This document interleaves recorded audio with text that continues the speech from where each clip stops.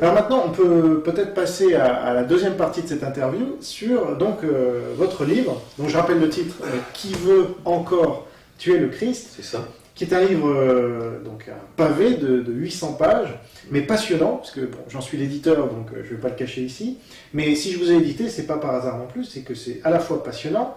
Moi, j'ai appris plein de choses, c'est-à-dire que ce qu'il faut dire avant tout, c'est que le thème principal, le fil rouge, c'est le satanisme, et que vous avez révélé par ce roman tout un tas de faits réels et bien concrets, mais que vous avez inséré dans un roman, donc ça le rend à la fois digérable pour le lecteur, très, très amusant, voire terrifiant, parce qu'on oscille entre les deux, mais surtout, vous en faites une narration qui nous mène vraiment assez loin. Donc, d'où vous est venue l'idée de ce livre?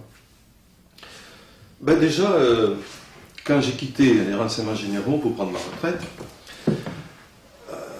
j'ai longtemps pensé à ce que j'avais vécu. Et j'ai vécu des choses qui étaient atroces et qui m'avaient énormément bouleversé parfois. Et j'ai pas pu couper le fil et j'ai voulu continuer. Bon, j'ai continué à un petit niveau, j'ai continué à ma façon. C'est-à-dire, je suis resté en relation un petit peu avec des personnes de l'UNATFI que je connaissais.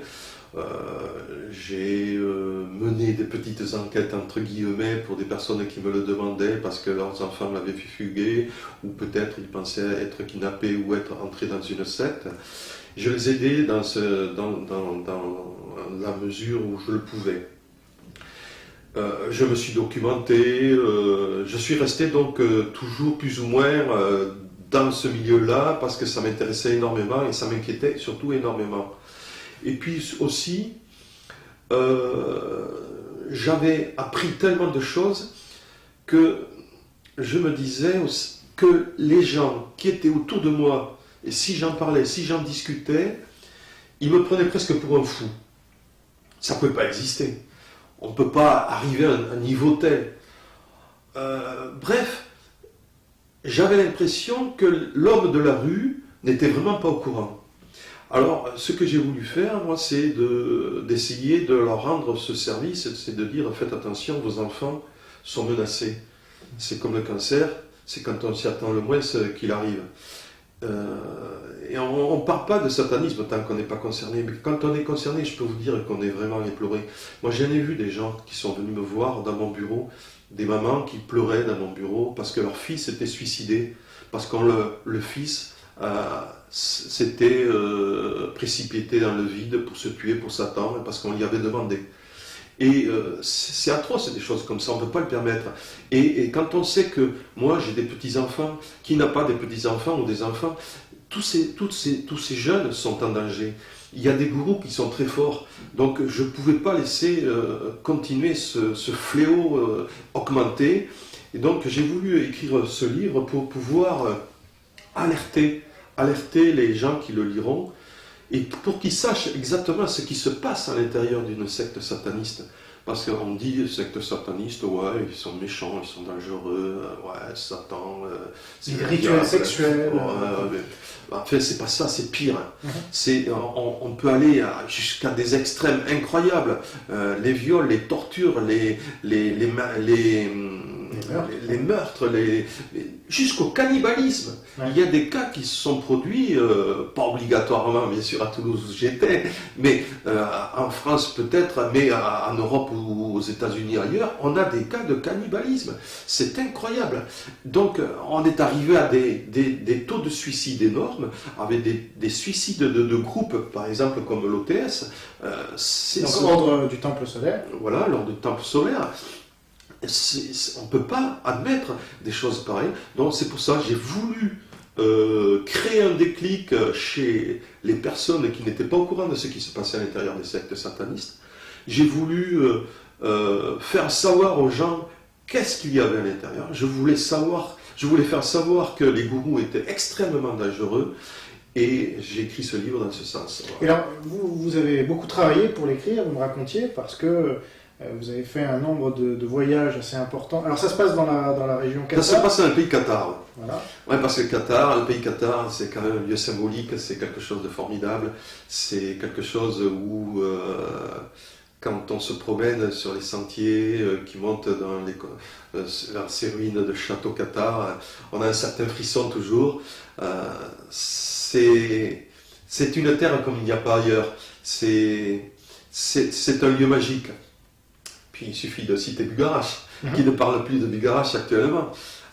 Donc je l'ai fait exprès de mettre cette histoire sur les terres Qatar, parce que ça me plaisait et parce que ce milieu-là était quelque chose de puissant. Je trouvais que c'était magnifique d'écrire mon histoire autour de Rennes-le-Château, Rennes-les-Bains, le monde de Bugarach, etc. Et ceux qui connaissent le sud de la France diront exactement pareil. L'été, nous sommes envahis par les touristes, et c'est pas pour rien, c'est parce que c'est quand même des lieux magiques. Et alors vous rappelez qu'il y a à peu près 25 000 adeptes du satanisme en France, ce qui est énorme. Ouais, c'est ce qu'a dit l'ami Vilude, oui.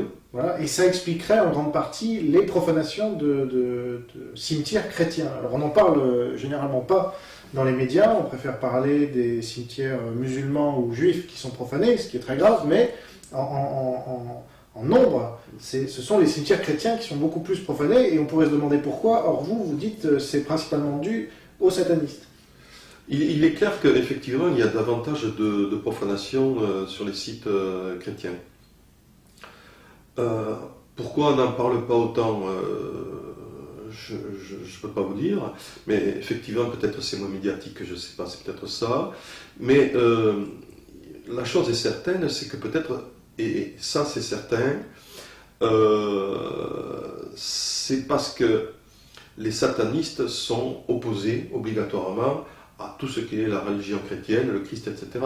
Donc il n'y a plus d'intérêt pour eux d'aller profaner un cimetière chrétien qu'un cimetière arabe, musulman.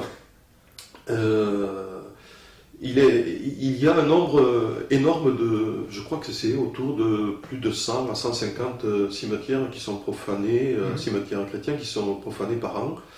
C'est énorme. Ah, c'est même plus que ça, je crois que c'est de l'ordre de plusieurs milliers, non, qui sont profanés. Oh, je pense pas quand même. Je pense pas qu'on arrive aux milliers, mais c'est beaucoup, ouais, c'est énorme.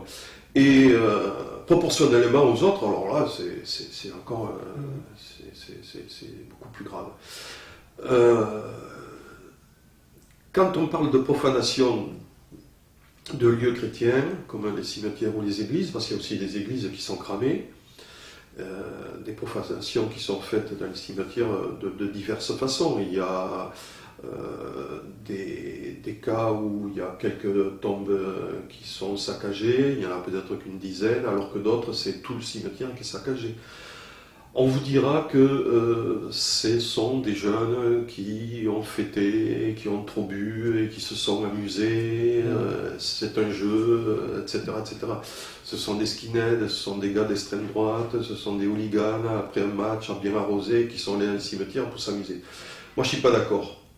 Je ne suis pas d'accord parce que c'est bien ciblé. Et les dégâts, comment ils sont réalisés par des pros. On sait que ce sont des satanistes parce qu'ils emploient des termes dans leurs graffitis et autres qui sont vraiment les termes des satanistes. Et ce ne sont pas des hooligans, ce ne sont pas des petits jeunes qui ont trop bu ou autre. Ce sont vraiment des satanistes qui ont voulu se faire plaisir, qui ont voulu profaner le Christ et la religion chrétienne pour faire plaisir à Satan et gagner du pouvoir. Et ça, j'en suis profondément persuadé. Alors vous décrivez dans le livre notamment, il y a beaucoup de scènes qui sont assez dures, mais très réalistes, et donc elles sont tirées de faits réels, qu'on vous a rapporté.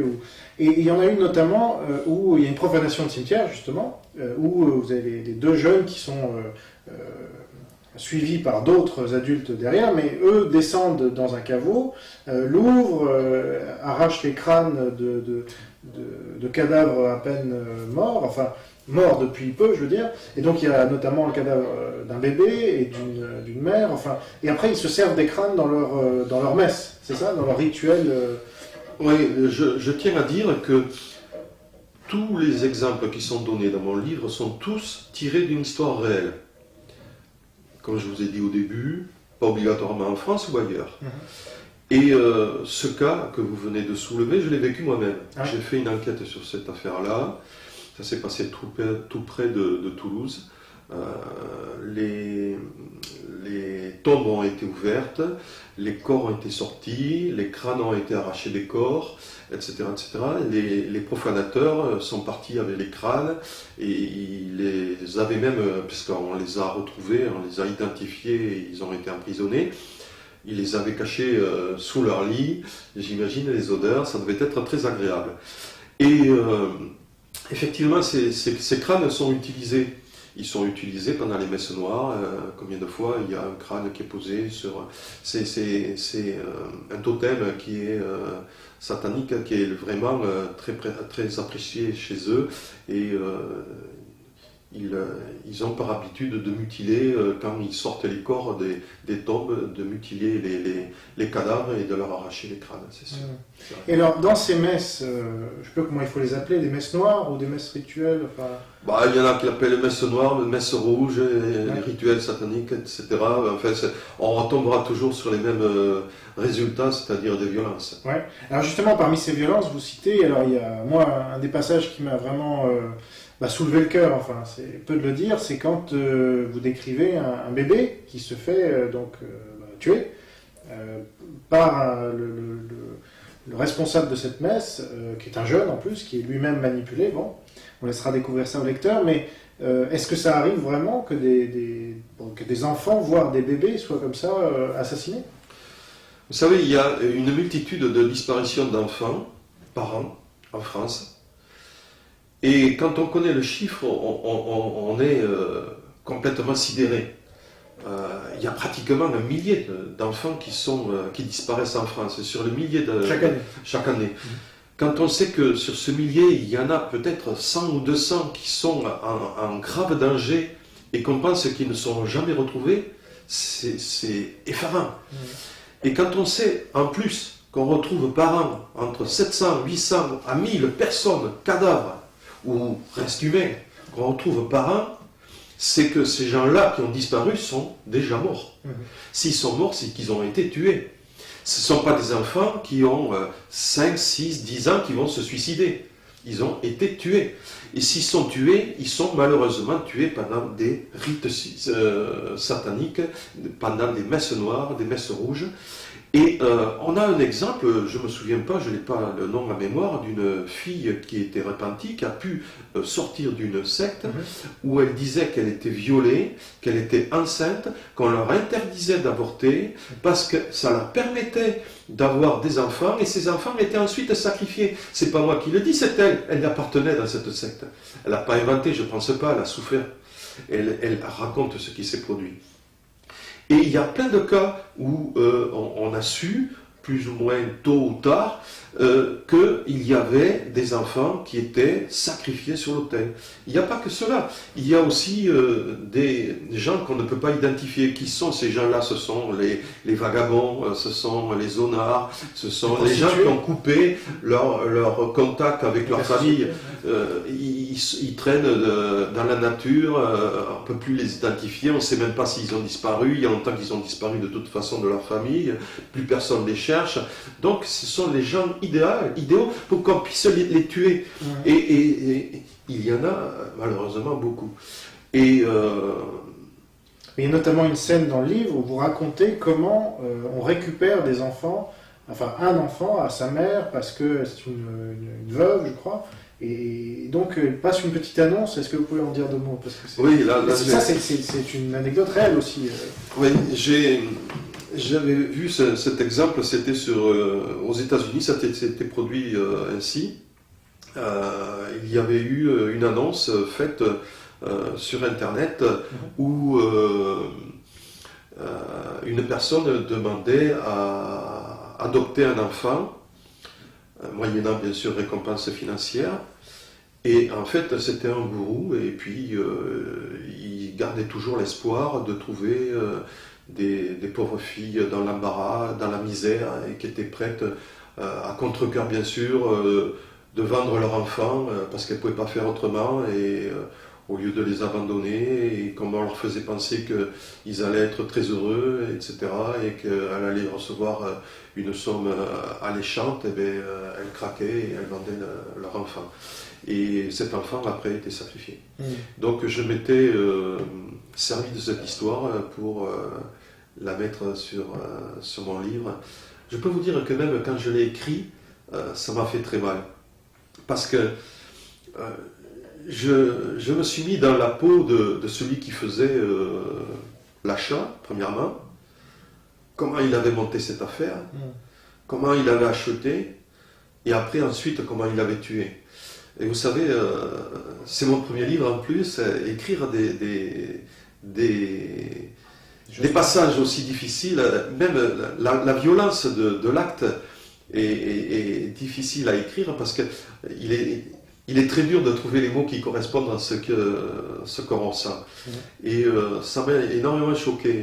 Et ceux qui ont un peu feuilleté mon livre ont même sauté ce passage. Parce qu'il était effectivement très dur. Il y a plusieurs passages de ce genre. Enfin, moi, je me rappelle très bien du passage où le bébé est assassiné. C'est vrai que... Alors, je crois que vous ne parlez pas de cannibalisme, ça ne me dit rien dans le livre. Si, j'en parle un petit peu. Ouais, j'en parle un petit peu. Pourquoi? Parce qu'une fois ça aussi, malheureusement, ça se produit. C'est pas tous les jours, c'est pas chaque fois, mais ça s'est produit. Et si ça s'est produit une fois, ça peut se produire 2 et 3 fois, et ça peut se reproduire après, plus tard, encore plus. Donc, il y est arrivé j'ai effectué des lectures où j'ai pu voir qu'il y avait eu des messes où il y avait eu des sacrifices humains. Et le gourou, à la fin du sacrifice humain, récupérait le sang et le faisait boire à ses adeptes. Ça, c'était pas tout à fait du cannibalisme, c'était plutôt... On n'est pas loin. Oui, on n'est pas loin. Mais il récupérait le cœur, qui coupait en morceaux, qui distribuait à ses adeptes. Le cœur était la partie centrale, la partie vitale de la personne qu'ils avaient tuée. C'était quelque chose de très fort. Manger le cœur de la personne qu'ils avaient sacrifiée, c'était quelque chose de très important.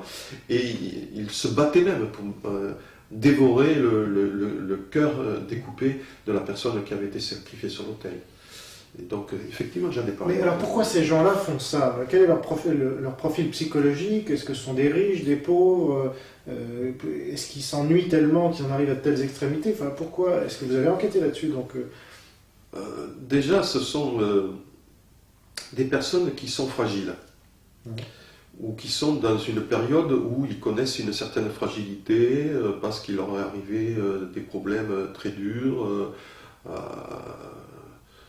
un décès dans la famille très proche, etc. Enfin, ils sont mis dans un état de fragilité tel que les personnes des sectes récupèrent rapidement, et une fois qu'ils les ont plus ou moins réconfortés, parce que la secte pour eux devient leur petite famille qui leur remonte le moral, et ils sont prêts à écouter le gourou. Et le gourou a des moyens incroyables.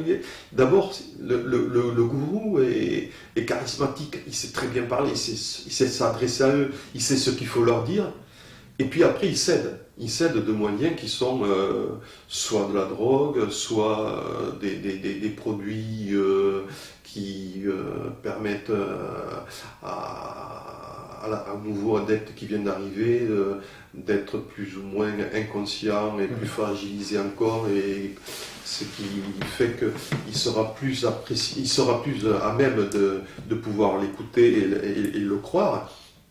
Après, il y a la violence. Et puis il y a le jeûne, on s'empêche de dormir, il y a tout un tas de situations qui font que il arrive un moment où ils sont arrivés à être totalement dépendants du gourou. Ils ne savent plus rien faire que d'elle. Ça, c'est classico-sac, je dirais. Donc, quelle est la différence entre une secte sataniste, par exemple, et une autre secte? La secte satanique... De ses adeptes, j'entends. Au niveau des adeptes, Oui, qu'est-ce qu'ils ont de spécial? Pourquoi ils se tournent plutôt vers ce genre de secte? eh bien, je me demande même s'ils se tournent eux-mêmes, les adeptes involontaires. Ils sont plus ou moins aspirés, ils ne savent pas où ils vont. Mhm. Et s'ils s'en rendent compte, ben, c'est très bien pour eux parce que c'est que le travail du gourou n'a pas été très bien fait.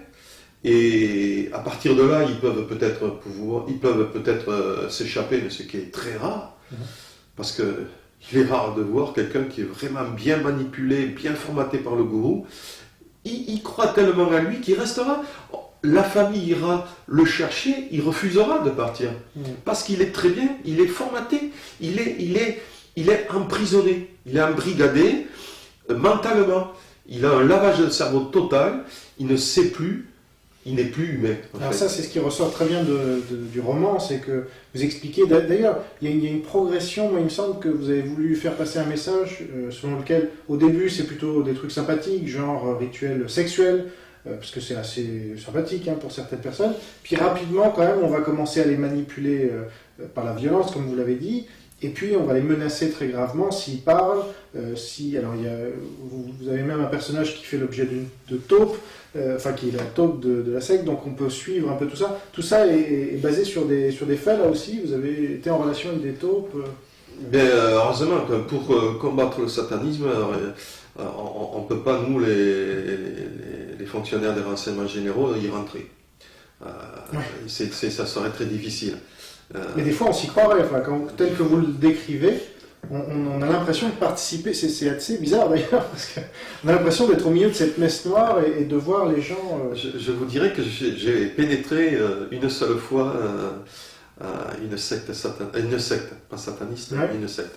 Ça a été très difficile, c'est un grand souvenir pour moi, mais je l'ai pénétré que très peu de temps, mais ça m'a permis d'avoir des renseignements très très importants. Alors donc, comment fait-on pour pénétrer un milieu fermé? Ben, on le fait pénétrer par quelqu'un qui a les capacités de pouvoir le faire, mais à condition bien sûr qu'il ne soit pas en danger, et qu'il veuille coopérer, et qu'il soit donc d'accord. Et donc, c'est à partir de ce moment-là qu'on peut avoir des renseignements de ce qui se passe à l'intérieur des sectes. Sinon, après, les seuls renseignements que nous pouvons avoir, ce sont les repentis, ou alors ce sont ceux qui ont pu s'échapper des sectes et qui racontent les cauchemars qu'ils ont vécus. Voilà, c'est comme ça qu'on peut avoir uniquement ce qui se passe à l'intérieur. Ouais. Moi-même, je ne peux pas rentrer. Et j'y rentrerai pas pour... Mais donc ces gens-là vous apportent des preuves de ce qui s'est passé, ou vous vous basez uniquement sur leur récit, vous les croyez Mais vous savez, quand vous avez une dizaine ou quinzaine de personnes qui disent exactement pareil, c'est que la chance que ce soit la vérité est accrue. On peut penser quelquefois que c'est exagéré, mais il y a des gourous, heureusement, qui sont interpellés et qui avouent les tortures, les meurtres qu'ils ont faits. Ça s'est passé aux États-Unis, ça s'est passé tout dernièrement avec tous les pédophiles de sectes qui ont été interpellés, où ils ont avoué même avoir fait des snuff movies. Alors que beaucoup de personnes, quand on parle des snuff movies, c'est-à-dire des assassinats en direct devant une caméra, beaucoup de gens vous diront ce ne sont pas des vrais crimes qui ont été effectués, mais des simulacres. Alors à ce moment-là, pourquoi un gourou, pourquoi un pédophile avouerait avoir tué pour effectuer un snuff movie? Pourquoi avouerait-il ça alors que ça serait un simulacre? Ça ne tient pas debout. Donc si il y a des assassinats, c'est que c'est vrai. Si les snuff movies existent et qui sont vendus à prix d'or, à 15 ou 20 000 euros pièce pour 4 ou 10 minutes de vision, c'est que ça existe. La preuve, puisqu'on en retrouve. Donc ils existent. Il faut quand même arrêter de se voiler la face. Il faut maintenant commencer à comprendre que le satanisme est quelque chose de très dangereux et que il faut continuer à faire passer ce message que je suis en train d'essayer de faire passer en écrivant mon livre. Et je vais vous donner un petit exemple. J'ai connu une personne qui est venue me voir en me disant que son fils s'était suicidé pour Satan, elle tombait nez nu. Et quand j'ai discuté avec elle, elle m'a raconté, par intimité pour mon fils, tout ça, je ne rentrais jamais dans sa chambre. Je lui laissais sa petite intimité, c'était son petit coin, jamais je rentrais dans sa chambre. C'était totalement son jardin secret.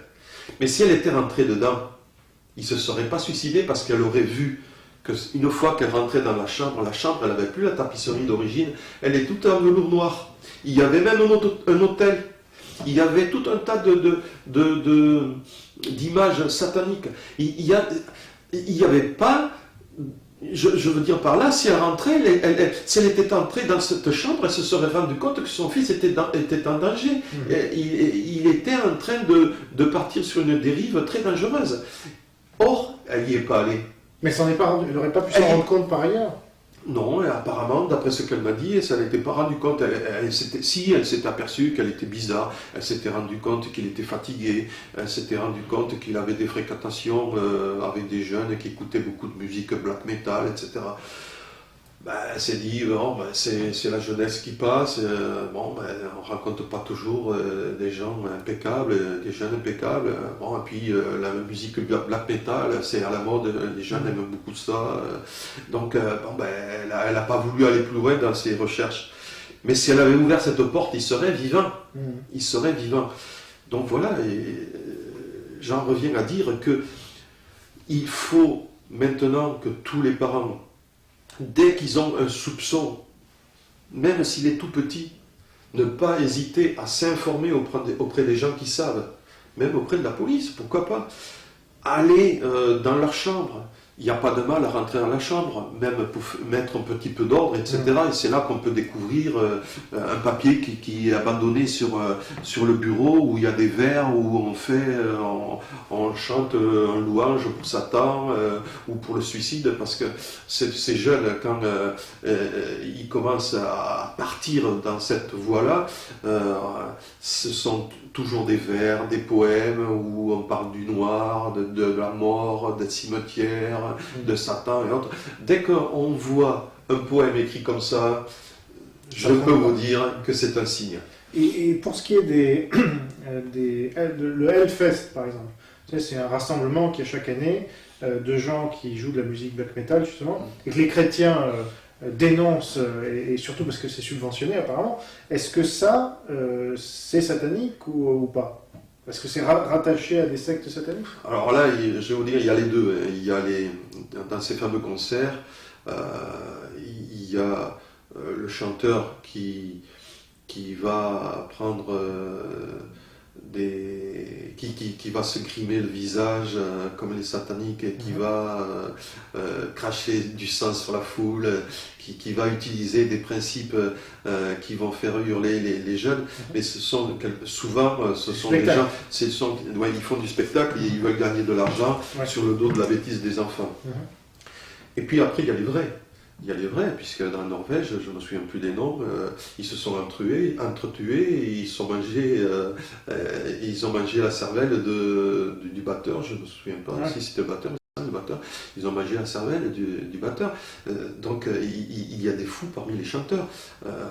Manson, l'américain, cet homme est dangereux. Pour moi, quand il fait l'apologie du satanisme, il appelle au suicide, c'est quelque chose qui est impensable. On laisse chanter cet homme, moi je trouve qu'il est dangereux. Et alors, sur ce que fait la justice en France et la police, donc vous transmettiez évidemment toutes ces informations-là, comment elles étaient exploitées après? Est-ce qu'il y a eu des conséquences? Parce que vous avez étudié ces sectes pendant longtemps. Écoutez, mon travail, moi, c'était de faire des recherches dans ma région. Déjà en premier, ensuite de faire des rapports pour relater mes découvertes. Ensuite, après, on les transmettait donc au ministère de l'Intérieur. Au ministère de l'Intérieur, elles sont reprises, elles sont recentrées de tous les services de province, et ils font des synthèses et qui sont transmises Après, qu'est-ce qu'ils en font? Moi, je ne suis pas à Paris, je ne suis pas ailleurs. Mais vous avez eu des conséquences quand même sur le terrain, non? On avait des descentes de courriers on avait quelquefois ces fameuses synthèses qui pouvaient nous permettre de mieux travailler, de mieux continuer dans nos investigations. Mais ensuite, ce qui se passait exactement au niveau du ministère de l'Intérieur, moi, j'étais pas au ministère de l'Intérieur, moi, je suis pas apte à vous donner des réponses. Est-ce que des sectes ont été dissoutes d'ailleurs, en bon français? Ouais. Je pense qu'il y en a eu. De mémoire, je ne me souviens pas des noms. Certainement, bien sûr. Est-ce qu'on peut faire quelque chose malgré tout? Là, vous parlez des parents, très bien. Mais est-ce que la justice fait ce qu'il faudrait qu'elle fasse? Ou est-ce qu'elle est assez laxiste sur le sujet?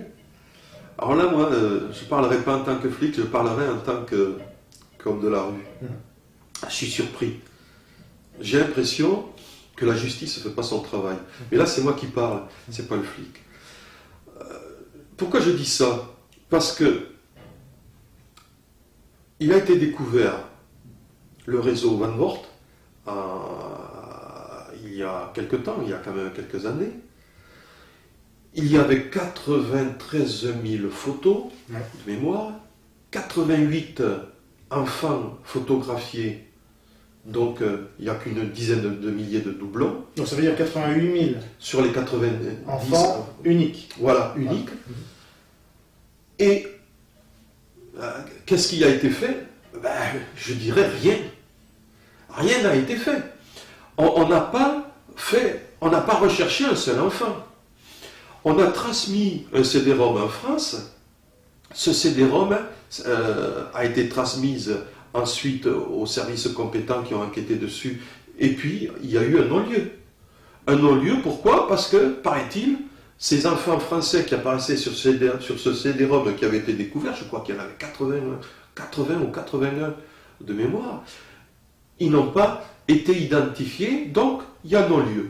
Mais alors, ces 81 enfants, qu'est-ce qu'on en fait? Ils sont toujours où? En danger de mort s'ils ne sont pas déjà morts.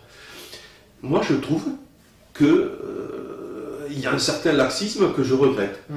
Alors après, pourquoi ça dépasse peut-être mes compétences aussi, mais c'est pas le seul domaine dans lequel la justice est accusée d'être laxiste, puisqu'il y a aussi pour des faits de délits classiques où certains estiment qu'elle ne fait pas assez son travail, et la police elle-même est la première à se plaindre de revoir des délinquants qui venaient de coffrer se balader tranquillement. Ce qui m'étonne aussi, c'est que toutes les personnes qui viennent apporter des informations sur des affaires qu'ils connaissent finissent très mal, puisqu'ils finissent soit suicidés, ou ils finissent avec des maladies très graves. Et il y a une épidémie dans ce milieu-là de crise cardiaque. Il y a beaucoup de crises cardiaques, c'est drôle, et en plus ce sont des personnes qui sont très jeunes. Alors je me pose des questions. S'ils viennent apporter des informations et que ça se sait, ils décèdent. Alors, y aurait-il un système mafieux qui interdirait aux témoins d'apporter des informations à la magistrature? Je me pose des questions. Très bien, on va en rester là pour le moment. Donc on vous renvoie au livre de Gilbert Abbas, Qui veut encore tuer le Christ, qui est donc un roman passionnant de 800 pages qui ne vous laissera pas indifférent et qui a pour but d'alerter donc un peu tout le monde. C'est surtout alerter, je veux alerter. Alerter les gens sur ce fléau qu'est le satanisme. Merci beaucoup Gilbert Abbas d'avoir accepté notre invitation. C'est moi qui vous remercie. Bon courage dans ce livre. Et puis merci à vous d'avoir suivi cette interview jusqu'à son terme. N'oubliez pas que la liberté d'expression ne vaut que si elle est partagée par tous. À bientôt. Au revoir.